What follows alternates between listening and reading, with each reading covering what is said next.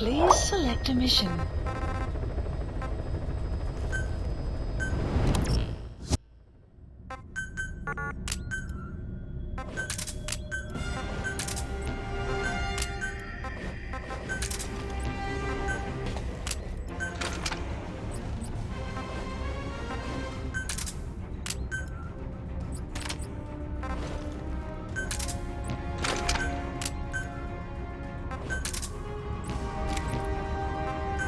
Deploying.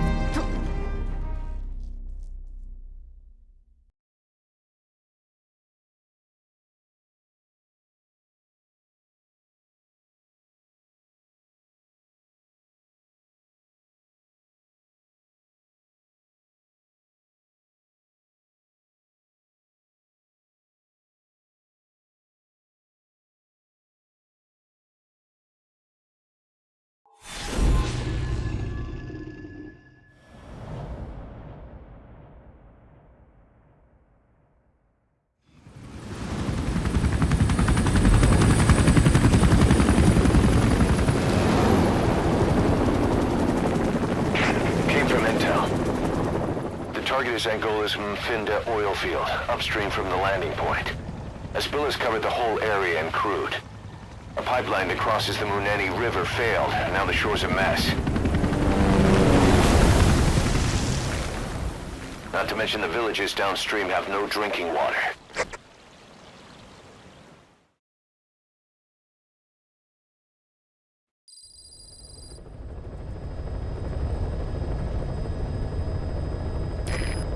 Runs to the pipeline from that facility.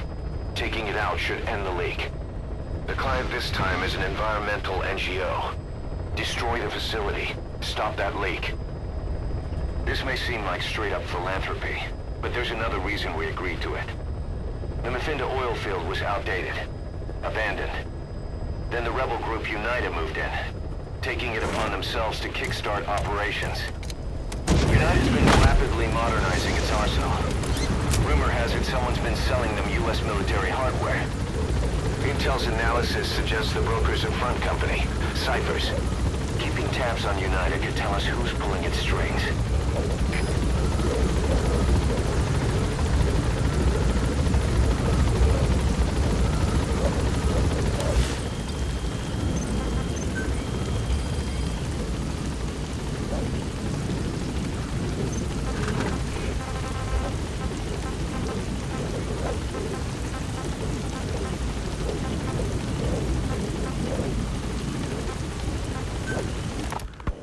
Skullface.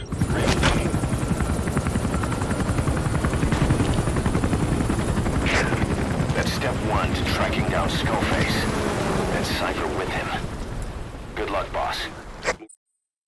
More specifically, northern Transylvania after... First, make your way to the oil facility. It's to the north, past Bwala Yamasa. The village is currently occupied by UNITA, so stay sharp. The Hungarians... The war industry we started has taken a pretty crooked course these past 9 years. With no other options, soldiers have become dogs of war, sent to conflict zones as private forces, or PFs. Guys we fought alongside are dying all around the globe for no reason, no banner. But it's how they survive. The demand for PFs here in Africa is especially high. Cold War standoffs, resource exploitation, tribal clashes. What's big business for developed countries has only brought conflict here. That mess you're standing in is just the latest example. This Soviet spy hunt rocked the counter-intel world. Mysterious fatal illnesses. You've arrived at Masa Village. It's been turned into a supply hub for UNITA, meaning it'll be stocked with weapons and resources. Should be a thing or two that'll come in handy. Don't be shy. They deserve to be in better hands. They were all taken out by a man without a face. And now we've got an idea of how he did it too. He'd gotten revenge for his people, but he wasn't finished. Skullface defected to the west, eventually ended up with the SAS. That's where he met Zero. It's possible he began planning this whole thing back then. It's hard to say. In any case, Zero made him his XO. He always did have a thing for oddballs. But this one was set to lead a unit no one else would know about. When Zero created Fox, he also formed XOF as a support team, an unconventional special forces unit designed to support Fox, make it stronger, with Skullface given the orders. Zero never even told the boss about it, nor the CIA, naturally. If Fox was Zero's silver bullet, XOF was the recoil when he pulled the trigger, just like Newton's third law. While you were with Fox, Skullface was operating behind the scenes. Sometimes as your backup, sometimes as a mole or scout, sometimes You gotta extract him. A child tail. has died.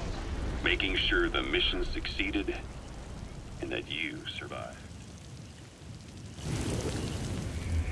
Boss, you killed a child. I'm aborting this mission. Boss, destroy the oil facility and stop the flow of oil. Head north through the village, and you'll find the facility further on.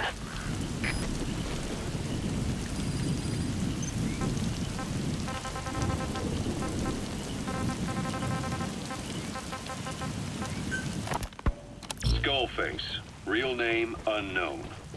Born in Hungary, more specifically northern Transylvania after it reverted to Hungary. You've arrived at Massa Village. While he was It's been turned into a supply hub for UNITA, part of the meaning it'll be stocked with weapons and resources. came under Soviet Should be a thing or two that'll come in handy. Hungarian struggle Don't be for shy. independence. They deserve to be in better hands.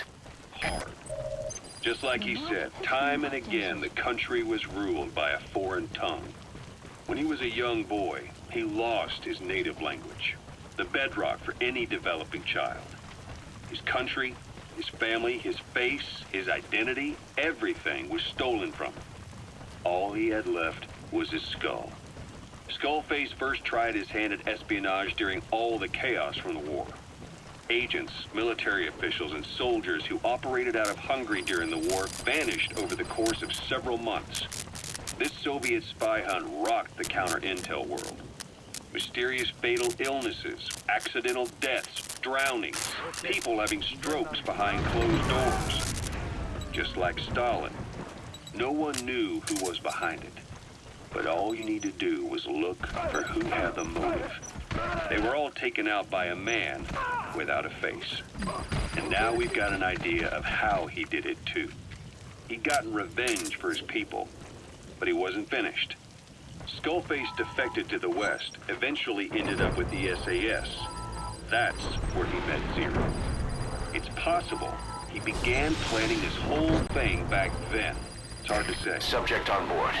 Leave the rest to us. Made him his XO. He always did have a thing for oddballs. But this one was set to lead a unit no one else would know about. With Zero He's coming too. Fox Roger that. also formed XOF as a support team. An unconventional special forces unit designed to support Fox, make it stronger, with Skullface given the orders. Zero never even told the boss about it, nor the CIA, naturally.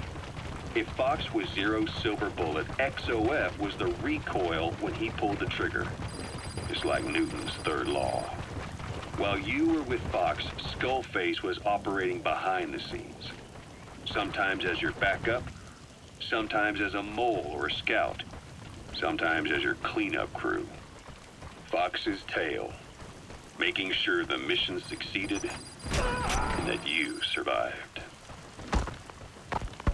We only have his word to go on, but Skullface's goal was revenge against those who'd use language to subjugate people. Those corrupting a people's identity by forcing a new tongue on them. Those using the power of language to control information. Naturally, that set his sights on Zero. To Zero, English was simply the most convenient code. But to Skullface, English was a parasite. And by You made it past the village. he'd stopped. Continue heading for the oil facility. It's located upriver. He was ready to see the world scorched by nuclear fire.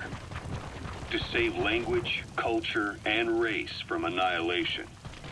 He was willing to overstep the hands of the Doomsday Clock. That is, of course, if You believe anything he had to say. Bar post captured.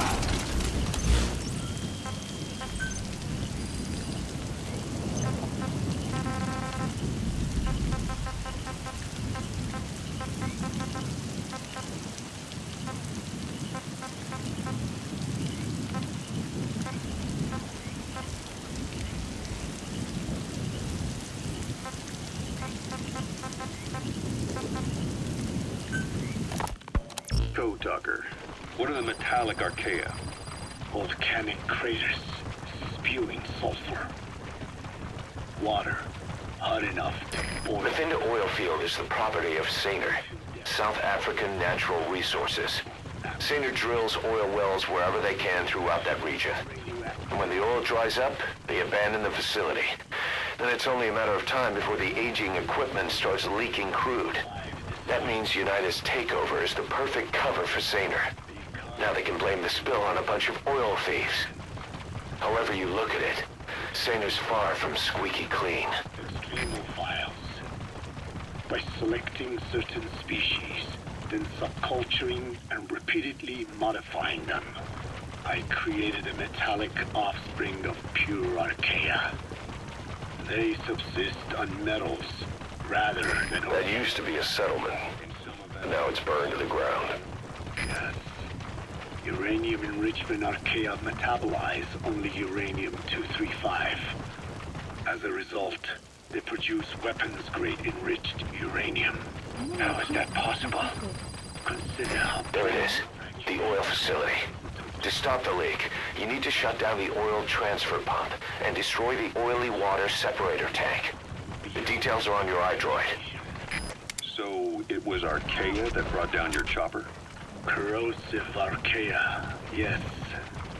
They oxidize metals, feeding off the energy in the electrons they receive. What became of the wreckage? We had the R&D team retrieve samples for study in airtight plastic containers, of course. Prudent. We shall extract archaea from it in good time. They should help you fight back against Black Anna. Any chance we could start now? It doesn't have to be a lot. I might just have another use for them. If it's only a small amount you need. That's fine. I'll get the R&D team to assist. Let's go. South Africa was previously suspected of developing nuclear weapons. It already had a conspicuous presence at the UN because of apartheid and its armed expansionism. But when neighboring Angola and Mozambique became socialist countries in '74, South Africa felt hounded into a corner. So it accelerated its nuclear program to protect itself. 3 years later, the Soviets discovered a test facility, and 2 years after that, an American satellite observed a flash in the southern Indian Ocean. It said this was South Africa conducting a nuclear test with the help of a certain ally. Skullface used the situation in South Africa to get this ally to lend a hand. They both wanted nukes, so it was a mutually beneficial relationship. On the surface, anyway. I figure South Africa started getting serious about nuclear weapons production in '75. In '74, the government was still able to get by with bluffing that it had a nuclear arsenal. The year after, word spread that an independent armed group in the Caribbean was crushed by Cypher for possessing a WMD. That's right, boss. What happened to you and your men was the reason South Africa decided to push ahead with nuclear development. A force independent of any country getting its hands on a nuke. That was a threat to the existence of countries everywhere. It wasn't just South Africa. Your presence pushed a lot of countries to get nukes. The world was scared of you. You were a threat to more than just the Cold War. If nations are gears in a machine, you had the power to smash them loose and watch the whole world grind to a halt.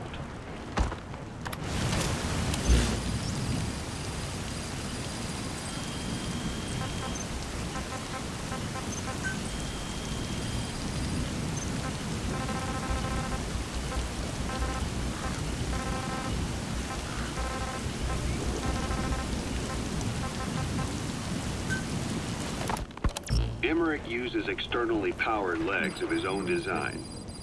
It's bionics technology, a product of the U.S. military's failed attempt to develop a powered exoskeleton. All the wearer has to do is apply a little force, and the actuators continue the movement in that direction. But his legs are unique. Instead of using a hydraulic mechanism, the actuators run off metallic archaea. That increases the actuator's reaction speed and also enables him to lock and release the joints at will. The legs are a nifty little gadget, but they have two clear weaknesses. First, they're dependent on external power, maybe because he built them knowing he couldn't leave his lab. There's no internal battery. That's why they won't work if they aren't plugged in. Second, and this is more than just a weakness, the legs are directly connected to his bones. Could be to minimize signal loss and the order's output to the legs and the drive response from them. Either way, Emmerich has used bolts to attach load-bearing parts directly to his femurs, probably by mimicking surgery. There's the transfer pump control room. The emergency stop button is probably inside it. Body are fused together, and that appears to be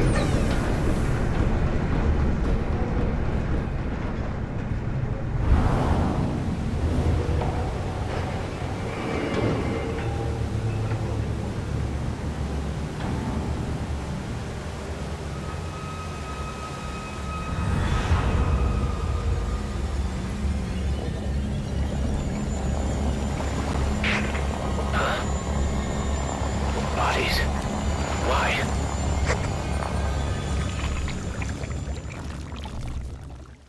precisely.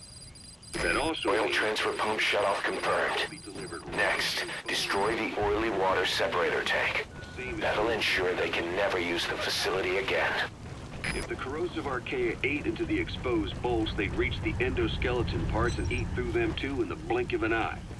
The doctor's bones are full of holes to accommodate all the bolts. They're like sponges. If he were to lose the reinforcing parts, even the tiniest bit of force or weight would snap his bones.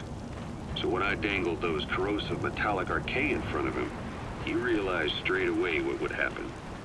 Life wouldn't be worth living if he lost those legs of his. I'd bet that is what the doctor fears the most.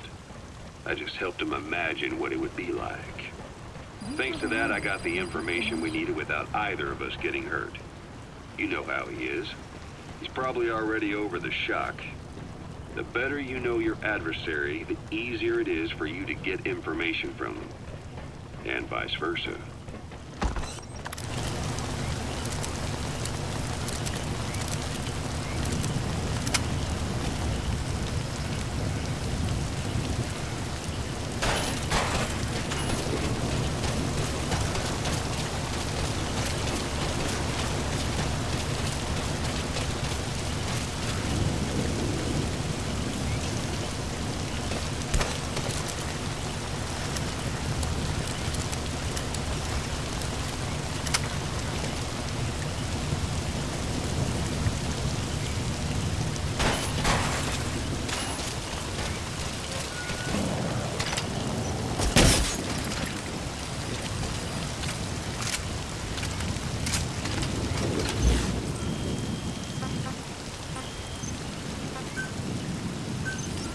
Please select a strike point. Strike requested.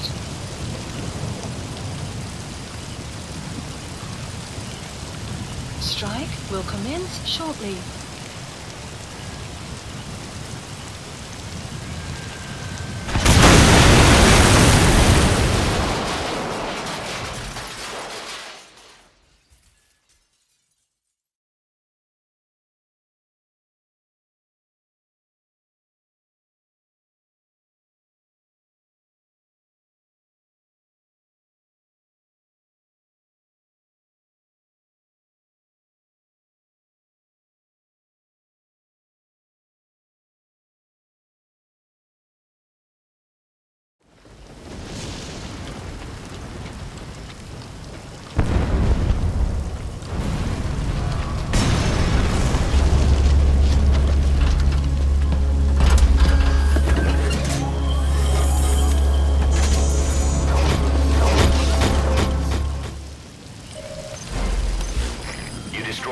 incinerator tank. Objectives complete. Though security will be tighter after that explosion. Updated. Get out of there ASAP.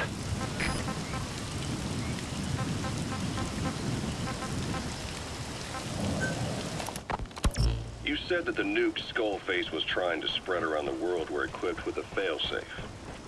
Something that could shut them down at will. His will. Quite so. After all, he needed a guarantee that a fire wouldn't simply turn the weapons back on him. So how can they be stopped? The criticality trigger, that is, the detonator, is a complete black box design. Any attempt to dismantle it causes it to melt in seconds, using the corroding archaea. Looks like the road's been sealed off. See any way around? It disengages the lock. So he had a way to disengage it remotely. Precisely. The client simply presses a button. At that moment, the detonator begins transmission with a surveillance satellite. The satellite reports to him how the client is trying to use the nuke. If he does not object, the lock is disengaged. But if it's a risk to him in any way, The detonator melts down. The same is true if detonation does not occur within a preset time after the lock is disengaged. The nuke is rendered useless. Who the hell would buy something with strings attached like that? The client would never know until the moment they actually tried to use it. Most likely, he would have explained the time delay as the detonators needing time to activate. And he only intended to sell to technologically primitive groups in the first place. let me guess. He'd claim it was defective and offer a replacement.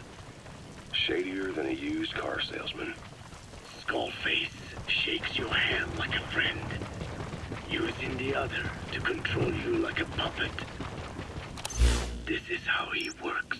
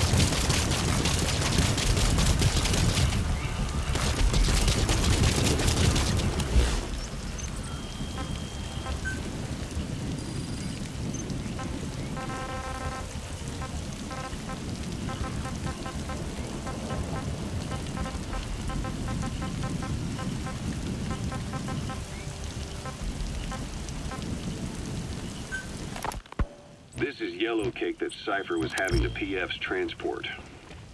Before we met you, the boss recovered it from a truck crossing the savannah. Are there metallic archaea inside it?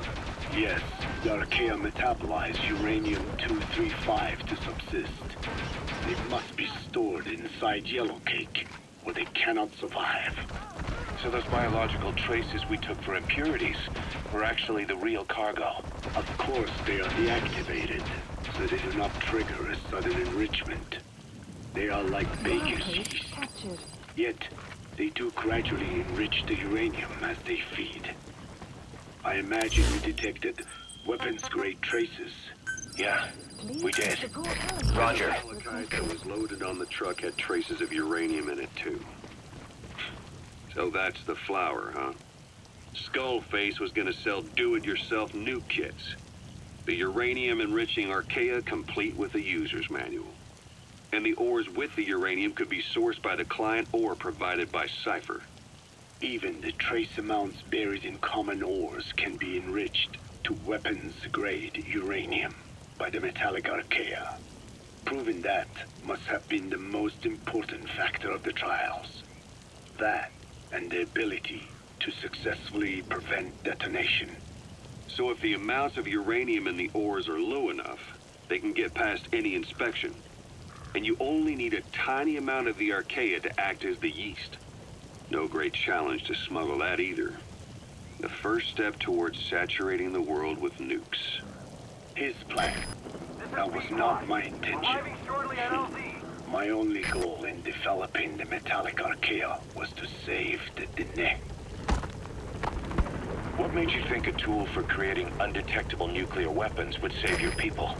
After 70 years, the Diné reclaimed the Navajo nation from which we were banished.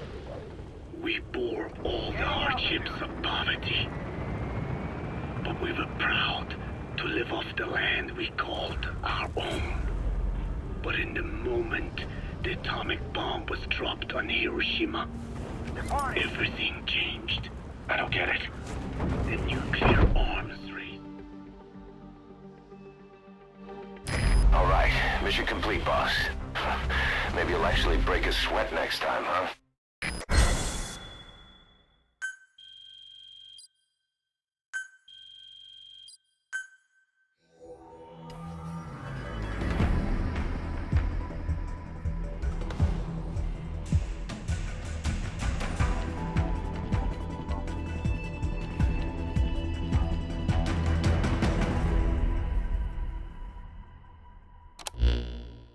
Boss, we took another look into Saner, the owner of the oil field. They were behind what happened. They hired the PF, not United. They restarted the facility all the while pretending they were the victims. One other thing. Saner's Johannesburg head office is just a room in a multi-tenant building. Company's essentially non-existent. 3 years ago, that investment fund stepped in and started gutting it through a series of mergers and sell-offs. And get this, the fund itself no longer exists either. It's a shell corporation, meaning someone is just using Saner's name from the shadows. But what about those strange corpses? Just what the hell were they doing over there?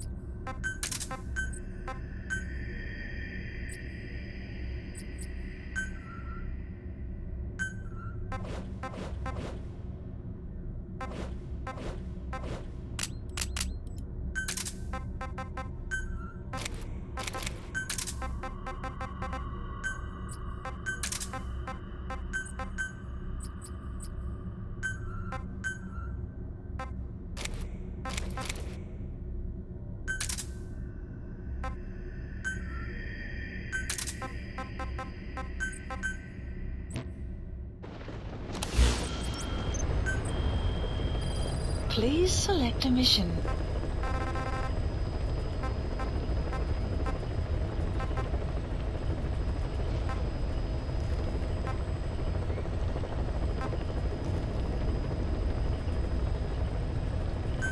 Mission accepted.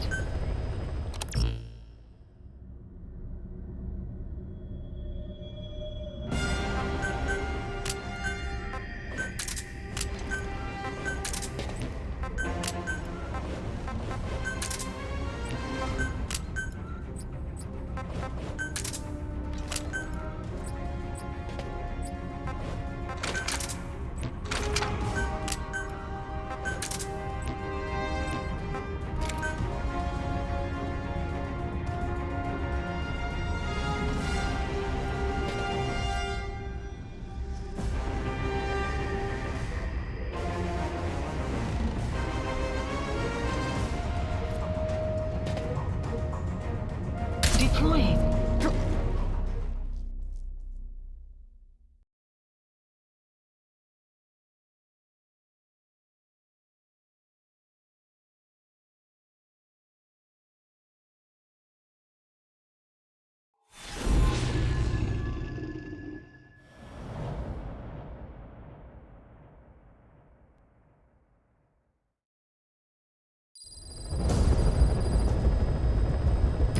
Boss, this contract comes from the People's Movement for the Liberation of Angola, also known as the MPLA.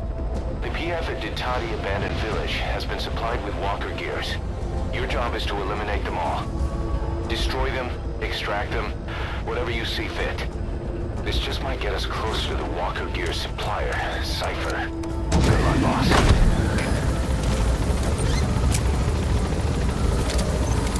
Map has been updated.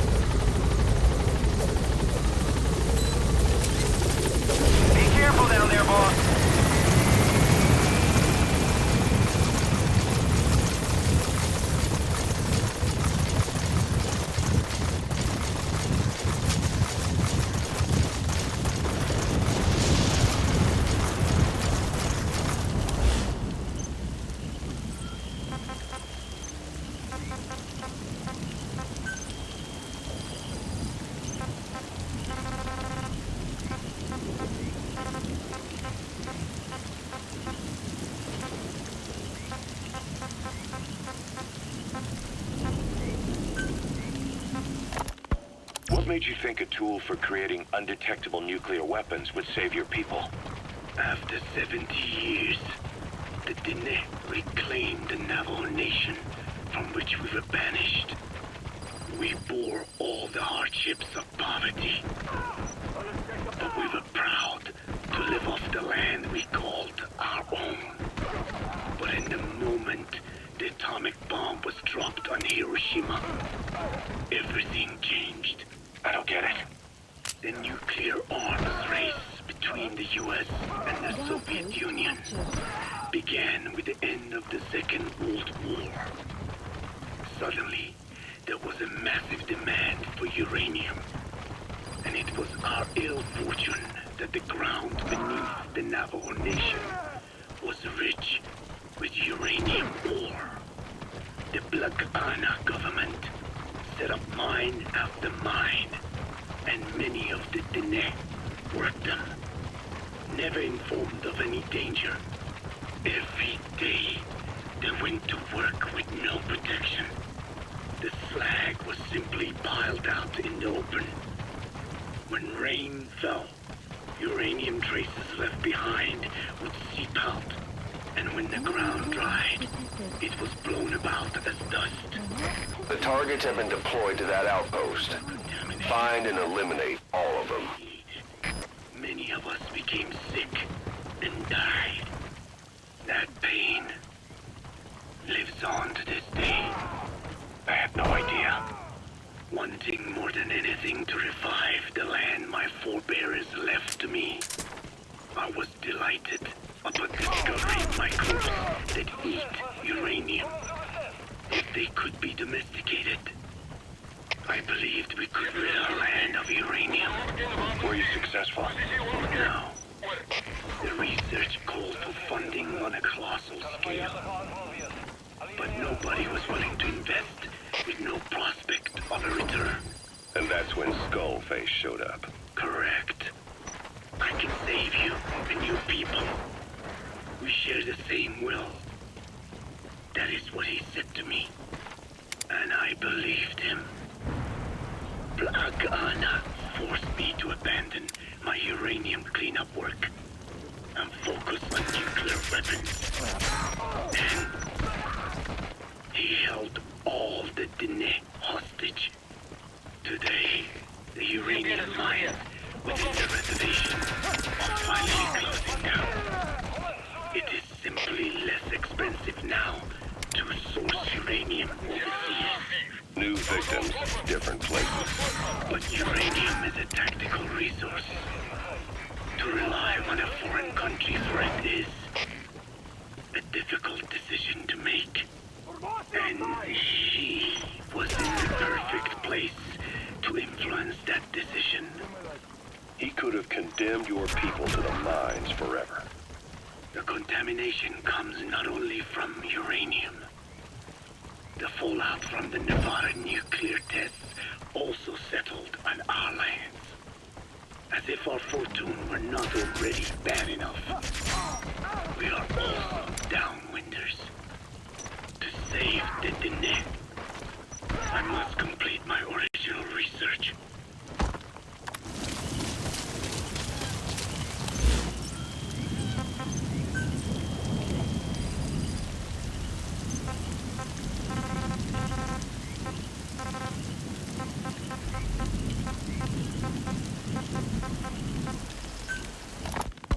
About this OKB-0 Emmerich was talking about.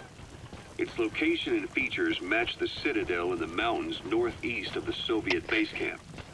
Built during the time of Alexander the Great, it was left in ruins following one of Genghis Khan's campaigns. Its occupants changed time and again due to war, and it was expanded on more than one occasion. Ultimately, it fell into the hands of the Soviet philosophers. The Soviet army was using it as the headquarters of its Afghan invasion force. But it would seem that Skullface's connection with the philosophers gave him license to develop Sahelanthropus there. And that's what Emmerich was doing at the place, before he got the axe. But OKB is a designation the Soviets use for weapon design bureaus. There's no way they'd have one of those in Afghanistan. And in principle, the numbers that follow OKB are always integers above 1. There is no 0. Perhaps this was a secret facility of the Soviet and Chinese philosophers dating back prior to World War II. Though it's more likely Skullface just picked a fake name. That's a target. Eliminate it any way you'd like. Target destroyed. Excellent work. Keep it up. They used the heliport on top of the tower. Another one down. Now for the next. We're heading for the heliport. Then wait for your chance to make contact with Skullface. Nice work. Keep it up. It seems Sahelanthropus' armor is made from depleted uranium. Target eliminated. Serious Great. Now on to the next. The military's planning on using it for its main battle tank, too. Maybe that's where Emmerich got the technology. Uranium. Great. They're using No targets remaining. No. Your objective's complete. Nuclear fuel is Exfiltrate out of the hot zone by chopper or on land. uranium. Depleted uranium is a byproduct of that process. Sort of like the leftovers, I guess. The garbage.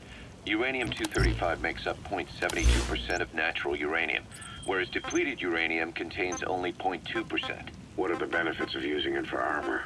It's a pretty short list. Uranium's a heavy metal, like lead, meaning it can Roger. hold a greater amount of kinetic energy. But it also boasts a hardness closer to tungsten. That makes it an ideal material to use for, say, armor-piercing ammunition penetrators. But it's not the best choice for armor.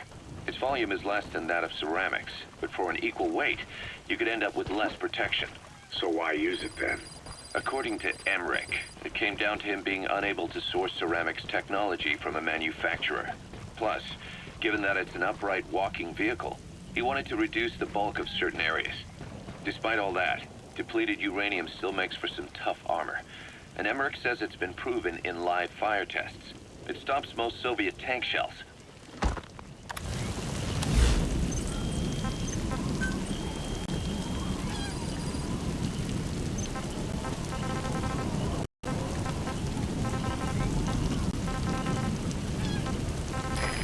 This is B-Quad. Arriving shortly at LZ. Emmerich didn't go with depleted uranium for Sahelanthropus' armor because of its strength. He had nukes in mind. Exactly. It's meant to use its body as the fuel component for a nuclear weapon. Sahelanthropus uses built-in uranium enrichment archaea to melt its own body and extract uranium-235 from the depleted uranium in its armor. Those archaea perform the enrichment in an extremely short time. The concentration jumps by a factor of several hundred, from 0.2% to over 90%. The end result being highly enriched weapons-grade uranium. Sahelanthropus' body itself becomes a nuclear bomb. Emmerich says if it were to self-destruct, the nuclear yield would be somewhere in the region of 15 kilotons, since you need about 50 kilograms of highly enriched uranium to trigger a nuclear reaction. Mission complete, boss.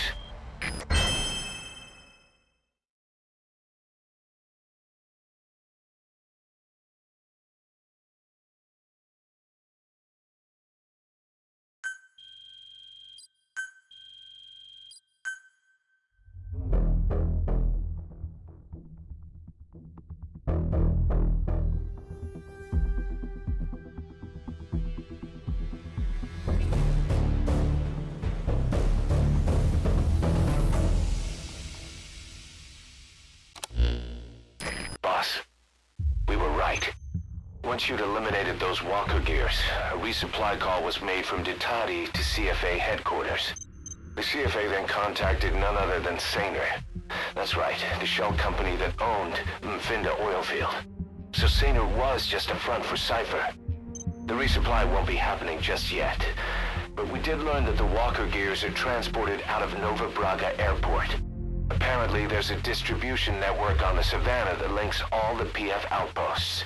I'll have the intel team investigate this network. If Cypher is supplying PFs with walker gears, the PFs have to be offering them something in return.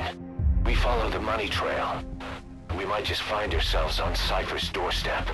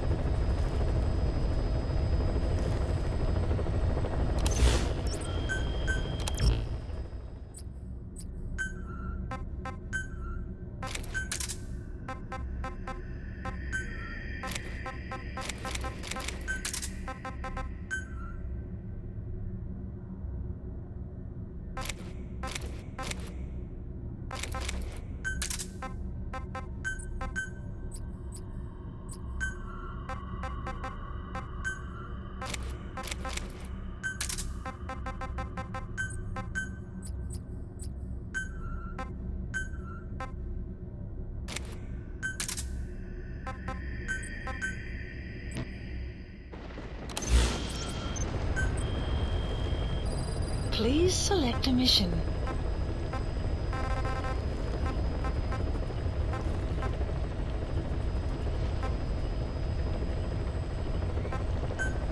Mission accepted.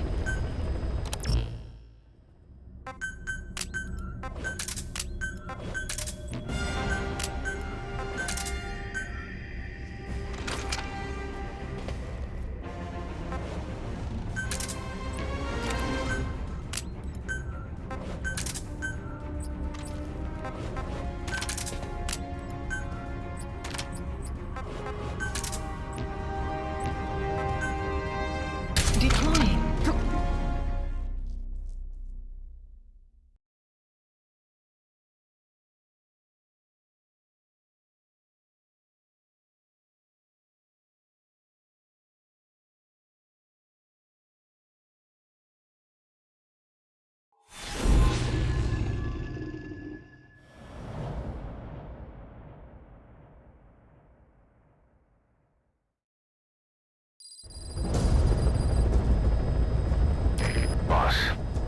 objective is to steal an entire truck from a PF convoy. We don't have a fix on the truck we want, but the intel team has spotted the unit that's been tasked with escorting it.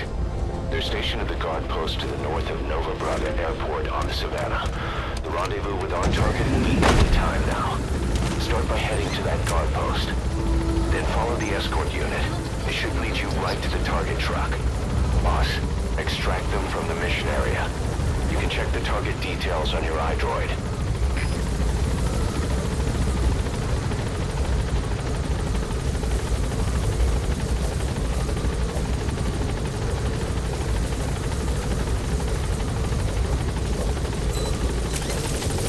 Be careful down there, boss.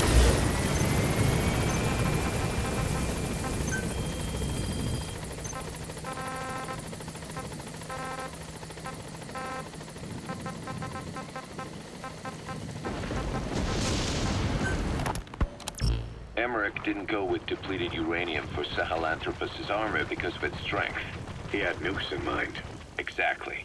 It's meant to use its body as the fuel component for a nuclear weapon. Sahelanthropus uses built-in uranium enrichment Archaea to melt its own body and extract uranium-235 from the depleted uranium in its armor. Those are You've reached the guard post. Where's the escort unit? The concentration jumps by a factor of several hundred, from 0.2% to over 90%. The end result being highly enriched weapons-grade uranium. The escort unit isn't there. We must be too late. Is there anything there that might lead us to the target? Look everywhere in the guard post. Would be somewhere in the region of 15 kilotons. Since you need about 50 kilograms of highly enriched uranium to trigger a nuclear reaction, that would mean Sahelanthropus contains something like 23 tons of depleted uranium. That's not very much. No, it isn't. That's about what you'd expect to find in a main battle tank's armor. The point is, it can be transported anywhere, even use its conventional weaponry on the battlefield. And the international community will never suspect a thing.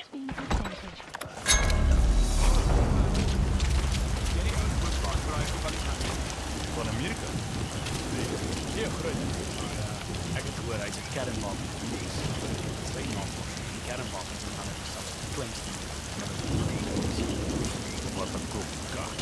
En die IAEA wil net terugsit en kyk die nukes oral versprei. Kyk na Suid-Afrika. Help, kyk hoe die States vir grootbaas tog gemaak het. Ek weet. Maar jy kan nie die logika van diktators in die land verwag nie. Die wêreld is vol ryk bliks en moord vir meer mag. Ja. En dus wat die gerugte begin. Dis al. Ja. Dink jy reg? Plus 'n 100-jarige Amerikaanse antwoord. Waarskynlik meer kernfysiek. Vir 100 jaar. Maar net nie eens daaraan gedink. Ek het 'n lekker lag nodig gehad. Ja, lag maar. Ja, lekker ook. Wat ek.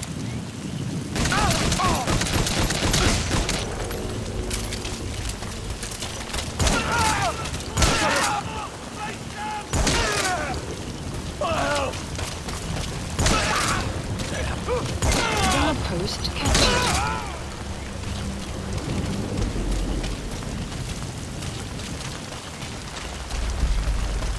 We found an intel.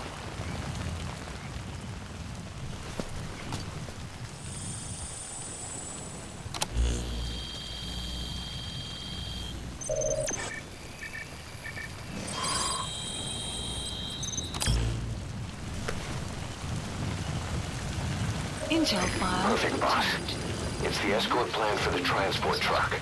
I'm putting the escort unit's predicted route on your iDroid. Get after them. They should rendezvous with the target soon.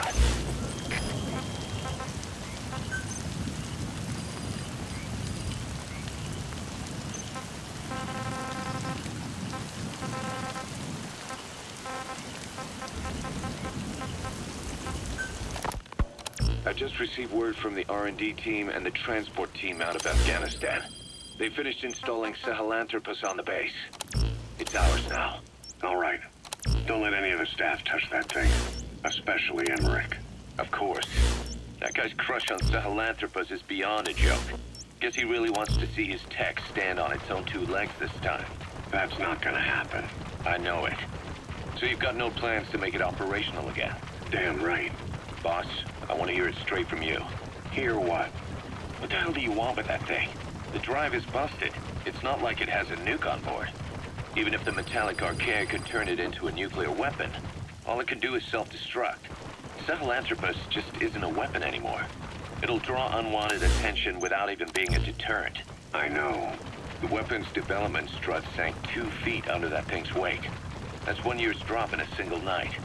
We've started on reinforcing the strut, but there's no guarantee it'll hold up if a storm hits. I know that too. Boss, why keep it? It's a mark. Us Diamond Dogs, we don't have a country to call home.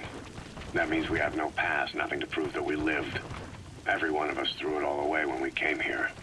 Sahelanthropus is a symbol to show that the likes of us brought at least one crisis to its end.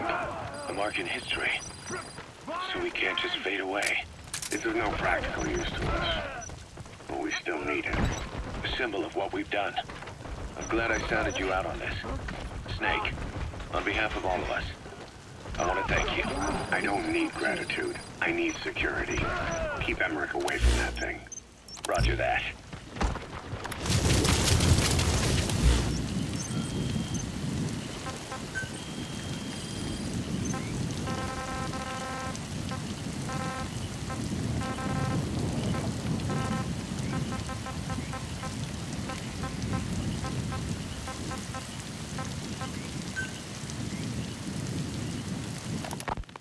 About the pathogen spreading through Mother Base. You've seen everything we've got on the outbreak. What's your opinion? Textbook symptoms of vocal cord parasite infestation. And judging from this casualty list, it is the Kikongo strain, meaning the breed of parasite that triggers symptoms upon detecting pronunciation specific to Kikongo. So our Kikongo-speaking staff are at risk. Quite so. He's right. All the victims do speak Kikongo. So they can survive if they just use another language. There is no guarantee. You're only dealing with the Kikongo strain. Other language strains may be present. You well know he was teaching them languages from all over the world. The Devil's House. Nzoya Bandia Bolu. There is no way to know how many strains he has at his disposal. So how do we keep them from becoming symptomatic? You mentioned using microbes. Use this. The type of Wolbachia. Introduced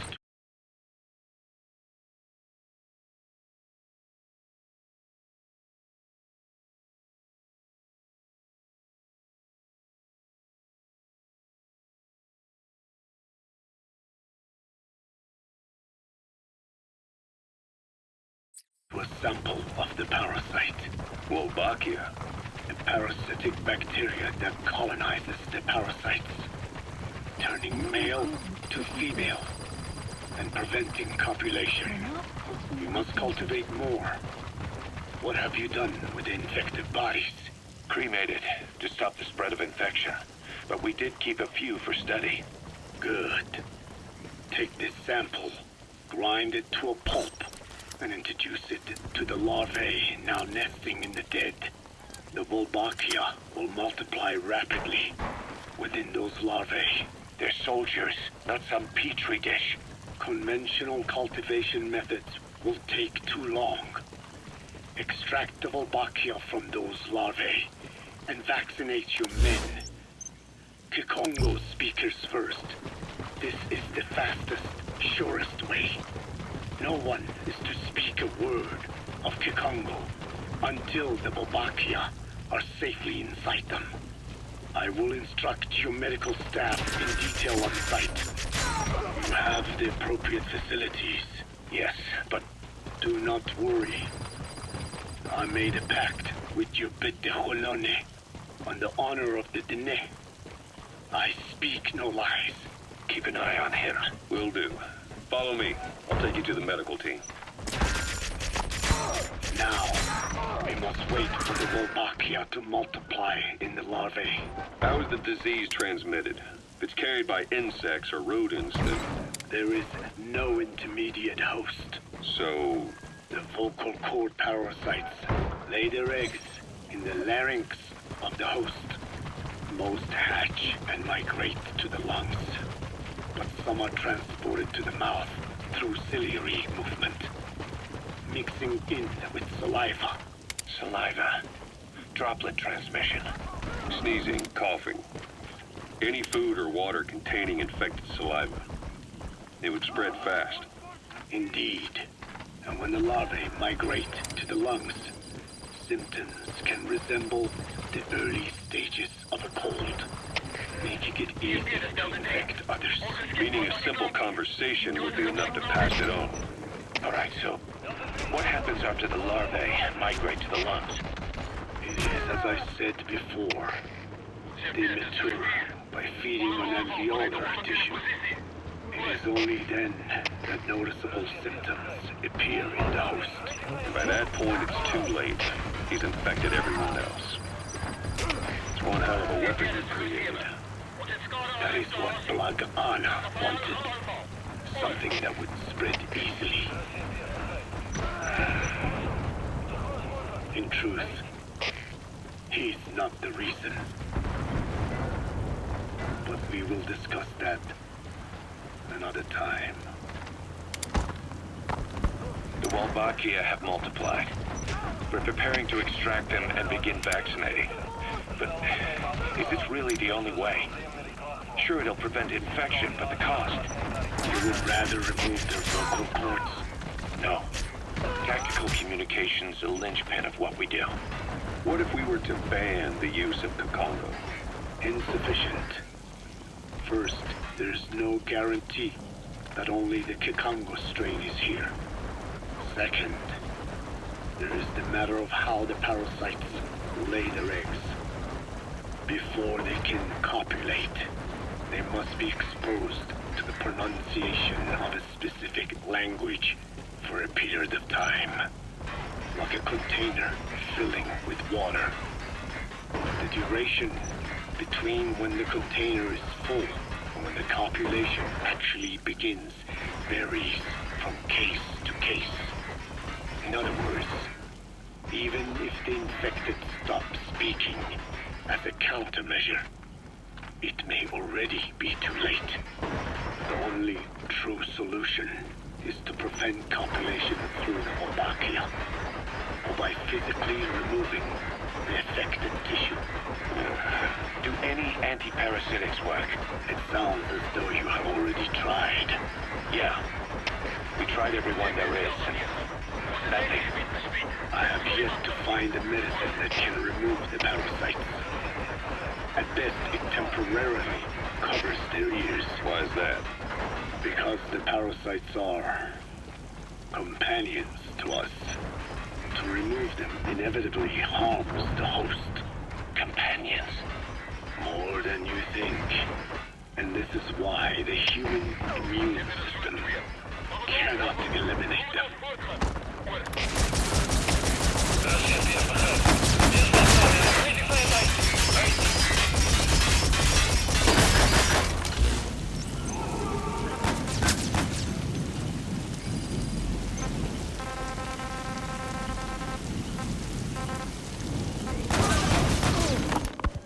We've inoculated the staff with Wolbachia to keep them from becoming symptomatic. That should also contain the infection. How did this happen in the first place? It has to have been a Cypher spy within our ranks. If this is so, then why the Kikongo strain?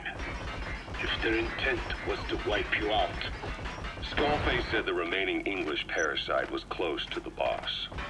If this latest strain was his doing, he wouldn't have tipped his hand. it is possible someone brought eggs onto the base without knowing. Stuck to their shoes, clothing. Well, that makes the most sense to me. And where did the eggs come from? You mentioned that your boss visited Nzoya Badiopulu. Sure, but his gear's disinfected immediately upon return. Then he was not the carrier. And not just the boss. All staff dispatched to high-risk regions were quarantined on the flight back. When the symptoms first appeared, we checked and disinfected all equipment used up to that point. Any and all prisoners, soldiers, materials, and animals extracted during missions were also quarantined. So, that just leaves... I have seen children around here. Where are they from? All over. Some were being held hostage at a mine. Then there were the troublemakers at Bwala Yamasa. Bwala Yamasa. Yeah. Their clothes, their things. Did you burn them? They're just kids. We couldn't. And besides...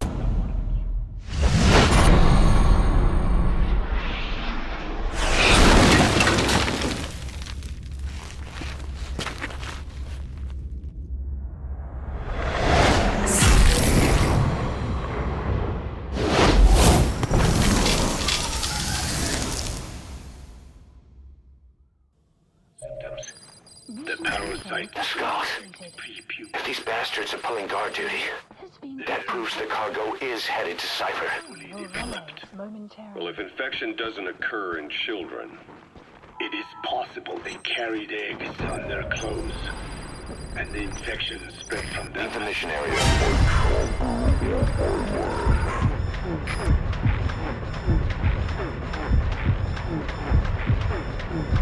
Stop. I doubt there is any trace left by now. And if there is, some of those kids must be close to hitting puberty. How could we have missed this? The name Bwala Yamasa got quite a reaction from them.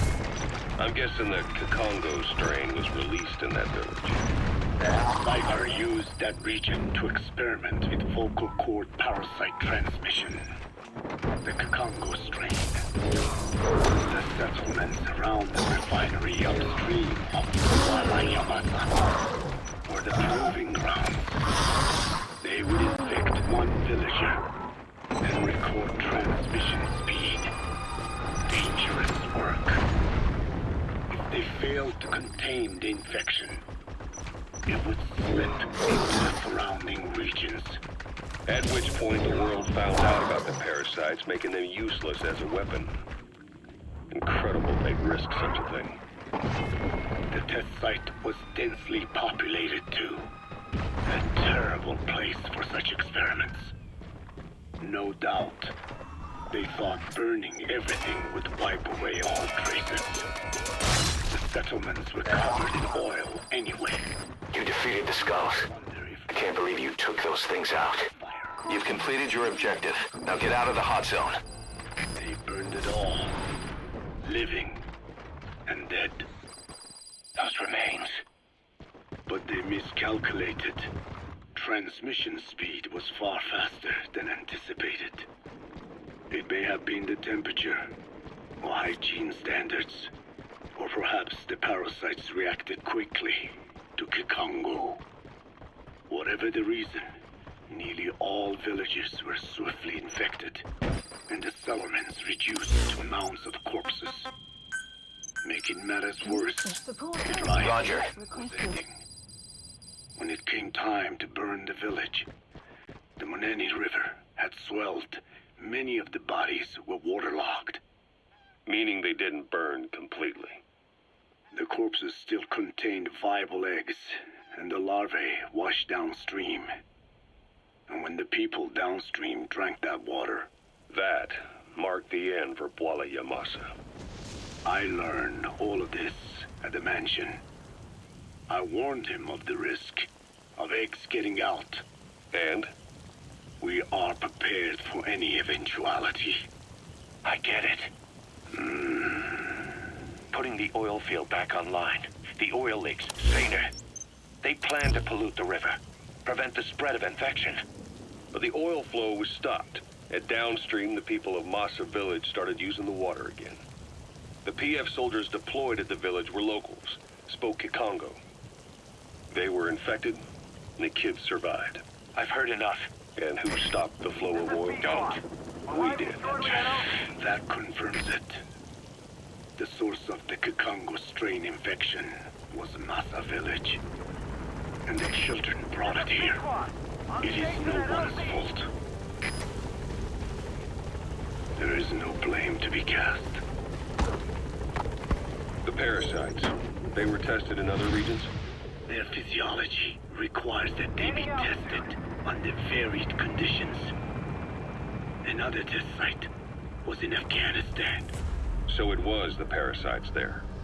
Both the Pashto and Tajik languages are spoken in the mountains of Afghanistan, and population density is low. Ideal testing grounds for... Extraction arrived at Mother Base.